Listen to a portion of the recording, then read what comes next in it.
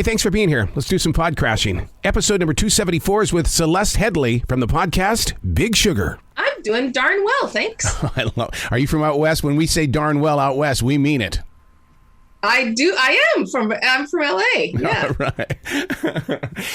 I've always believed that if we were to invent sugar today, it would be a legalized drug. And after listening to Big Sugar, I am convinced that it's still a drug. It's just a legalized drug. Yeah, I agree. In fact, we spoke with people who said it actually should be a regulated substance. And yeah, I can't disagree with you. Hey, I mean, when the president is saying we should only have 2 beers a week, I mean, what are we going to do with sugar here, huh? Yeah. And yeah, I tried very hard to cut it out of my diet almost entirely. If you listen to the podcast, you know that didn't turn out well. It has now infiltrated, seeped into almost everything that we eat. Mm-hmm. Our vitamins, our drinks, our bread, our pasta, our peanut butter, that it became a part-time job. It became expensive and it became a part-time job for me to try to get rid of it. So it wasn't possible for me. Other people are more successful. But yeah, if I could, I would absolutely stop eating it. Well, and making matters worse, Celeste, is the fact that now they want to get aspartame completely out of our lives. And wasn't that just a go-to escape? But I know it's dangerous, but it wasn't sugar. I'm not entirely sure that aspartame is as dangerous as it has been made to seem. There are plenty of sugar substitutes that have shown no dangers or negative side effects at all. And, a lot of U.S. scientists came out when that report recently came out, which I assume you're alluding to, yep, very strongly to say, look, this report was clearly influenced by the sugar industry, and one of the things that we uncovered over the course of this investigative podcast was how strongly the sugar industry was able to manipulate scientific studies and scientific research to squelch investigation into the dangers of sugar on our health for a long time, to make it appear that fat was the real danger to our cardiovascular health and that sugar was not a danger. I found this old ad that said, look, if sugar really makes you fat, then how come there's so many skinny kids? That's literally what this ad said. So yeah, I would, unless you're a scientist, I would be very careful about these headlines that tell you, to avoid sugar substitutes. I came from the state of Montana where we had sugar beets out there. Oh, down here in the Carolinas, mm-hmm, everything is sugar cane. And God, I didn't realize that sugar cane is such a big thing here, a made for profit for Jamaica to Florida. Yeah, and all over the world as well, in many parts of Indonesia as well, and throughout the Caribbean, of course. Sugar, sugarcane has been was for a very, very long time the major source of sugar as soon as they discovered it. But it's so labor intensive, yep, that when they discovered they could make sugar through sugar beets, that rose as well. But sugar beets also have issues, and they're also not necessarily easy to produce and extract sugar from either. We haven't found the ideal way to make all of our food sweet. Mm-hmm. There's no magic bullet here. And maybe that's okay. But sugar cane is, if you've never seen it, sugar cane is a tall, massive plant. It is thick. You need sometimes both hands to put your hands around a sugar cane. It is thick, like wood, like hard. And you can very easily, I don't know if you've ever been in a cornfield, like a real cornfield. Yeah. It is quite easy to get lost in a sugarcane field, and the leaves are sharp. They can cut you. It's a serious plant. Do you ever sit back and go, who was the first? Who decided one day, I think I'm going to open up this sugar cane and, oh my God, look what's inside? I mean, I think that about lots of plants, don't you? I mean, don't you ever look at an artichoke and thought, yeah, who discovered that just the thick part of this plant was delicious? I mean, I think that's true of a lot of things. Who knocked on a coconut enough times? I mean, I have to assume that at some point, lightning struck a sugar cane or something, and you smelled this sweet burnt sugar and you tasted it, right? I mean, it had to have happened at some point. Didn't take too long. One of the things that you expose inside the podcast, Big Sugar, and this really kind of shocked me, and that is that the workers are abused. Oh, yeah, horribly. I mean, they tried to get Americans to do it. And for quite some time, there was a history of them luring African Americans to do this work. And there were actually court cases, and the Department of Justice got involved because they were literally using fraudulent means to lure African Americans to work in the fields and then keeping them there, literally as captives. And when they were unable to do that anymore, they began to use migrant workers, and the conditions are horrible. They are working in the hot Florida sun. They were wearing armor because they have to use an extraordinarily sharp machete to cut through this very, very thick cane. They're supposed to cut 8 tons of cane in 8 hours, which means they just keep going down a row of cane with this very sharp machete. If they cut themselves, they can cut a limb off if they accidentally hit an arm or leg or finger. Yeah. They get a very short period of time for lunch. Sometimes that's just a bowl of rice. Maybe it's a bowl of rice with a little bit of chicken in it. They don't get a break to take water. People have fainted in the fields. If they're not strong enough, they get sent back and deported. The housing in which they were given, we have documentary footage. Some documentarians actually disguised themselves and broke through because they were the owners of these companies tried very hard to keep anybody away from these workers, and got footage of the places where they lived, and they were just horrible. I mean, honestly, as an American, I was ashamed of the way we treated these workers. We needed them. We needed them because we ourselves would not do this job, and we treated them horribly, and then stole their wages. Yep. Who's profiting from this? Who's making the big dollars? Is it the sugar companies? Yeah.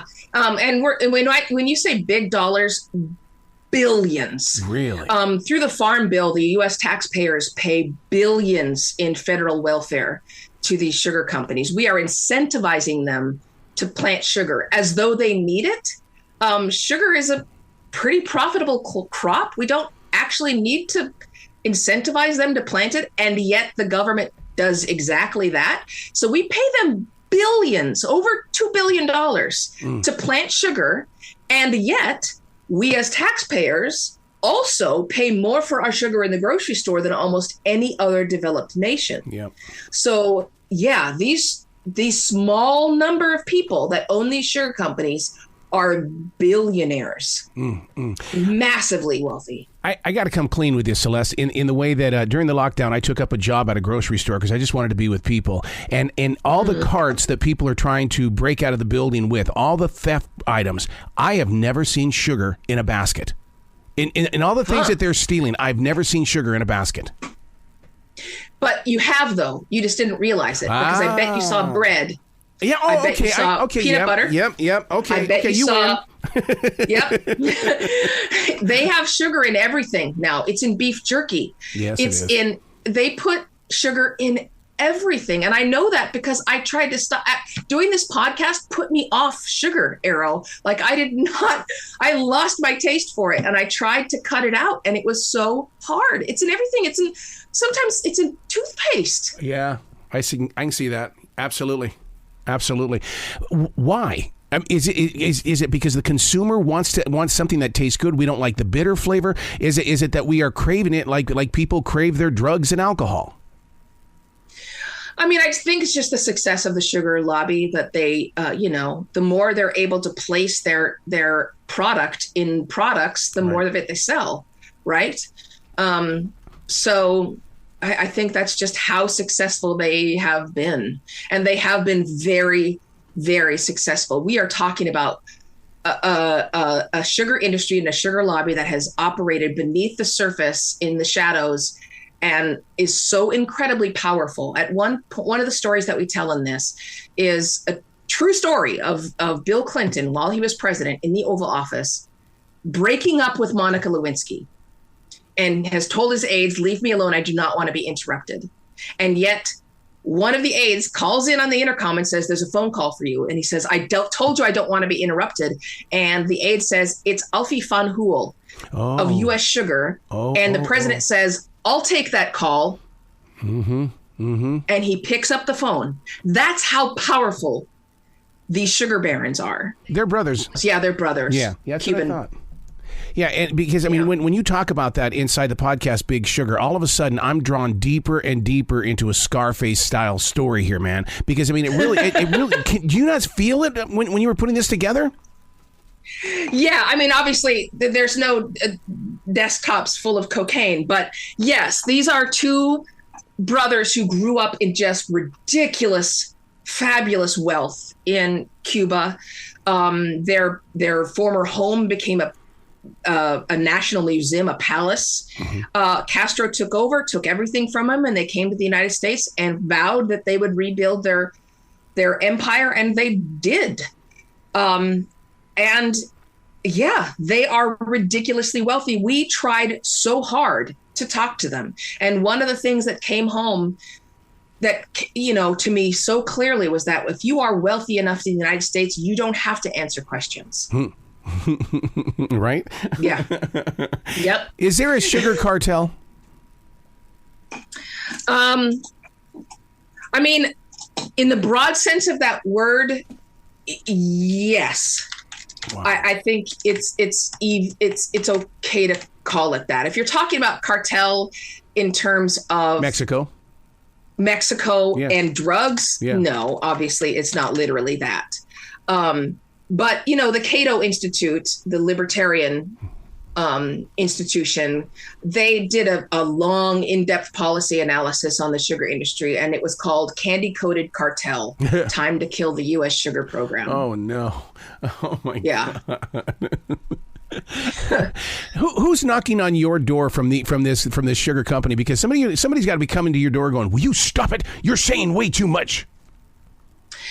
I have not gotten those emails, but what we are getting are a lot of reviews on the podcast that are 1-star and are very, very similar in content and wording.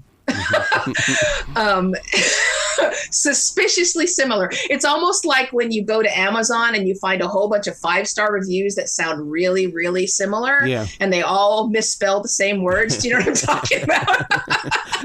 It's the same thing here, where there's a whole bunch of 1-star reviews that sound suspiciously the same. So, you know, and again, you know, a lot of those things don't come directly to me. I can't say what kind of messages the producers have received. Right. I have not gotten those direct messages, you know. But again, this is also an industry that has been extremely good at operating in the shadows for a very, very long time. Hundreds of years. Let's talk podcaster to podcaster in the way that we all go through these moments where we have this idea. Your idea was, we're going to talk about Big Sugar. Did you go through the cold sweats of wondering, is this going to work? What are we going to do that's going to make it different? Yeah, I mean, yes, absolutely. And there's always the cold sweat when you're dealing with something. Look, you know, we're essentially doing a podcast about the sugar industry and the farm bill, right? Like, yeah. You know, there's always difficulty when you're talking about something like this and you're trying to explain something very, very complicated to people. And, you know, there's the other thing when you're trying to, in a certain sense, serve them broccoli, because some of this is broccoli. Some of this is like, okay, let's explain this complicated thing to you. But there's also in this podcast, a lot of it is pretty dramatic. I mean, there is, murder and mayhem and riches and secrecy and revolution. And I mean, this is a legal drama like no other. And a multi-generational mystery. Yes, there is that worry. But as long as the story is good and this is good, as long as the stakes are high and they could not be higher, we knew we were going to be okay. Wow. The thing that surprises me about this is that first of all, I listen to it while I'm driving, and I think that if I were to read this in a magazine, my mind would go in different places. But because you are taking your time with this podcast, Big Sugar, I'm able to better understand it, and I think that's what's so fascinating about how you're putting all of this together. Yeah, and I'm always gonna bring the NPR sensibility of using that ambient sound to bring in the sounds to help people feel as though they are there. That 3D sound, so to where I'm not just in Florida. I want you to hear the sounds of the cane feel around me, and I want to describe what I'm seeing so that you can imagine it and visualize it in your head. And that kind of storytelling becomes multisensory. I think storytelling becomes much more effective when it involves your nervous system. And that, that's the thought process behind NPR's storytelling. Yeah. And I think that's one of the ways that it makes us more successful is because we almost never tell a story unless it involves your nervous system. Yep. I call it theater of the mind, and I've always studied NPR in the way of you guys take us someplace. When we tune into something on NPR, when we listen to Big Sugar on iHeartRadio, you're taking us someplace, and that's what I love about it. Yeah, and it helps you. Broadcasting is difficult. I sometimes compare broadcast writing to poetry because there are so many limitations. Right?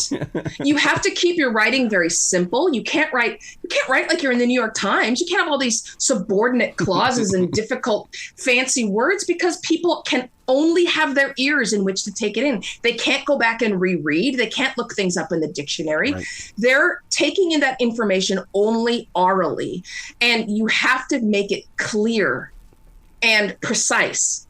And so there are limitations to broadcast writing. And so you have to help people out, and you have to help them out in a way that they can both understand the information and retain it.